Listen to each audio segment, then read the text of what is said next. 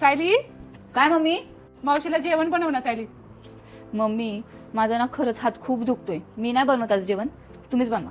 नाही बनवू देवली, मला भूक पण नाही अगं एवढी. कशाला?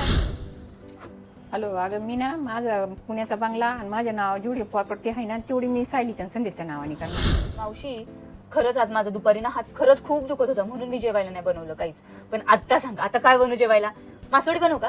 नको बाई मासवडी, मी मस्त मासवडी खाते, मला नको मासवडी. मग काय बनवू? पावभाजी बनव चांगली चमचम. दुपारी तर तुझा लय हात दुखत होता मावशीला तेव्हा, आणि आता काय लय मावशीची तू पुढे पुढे करते.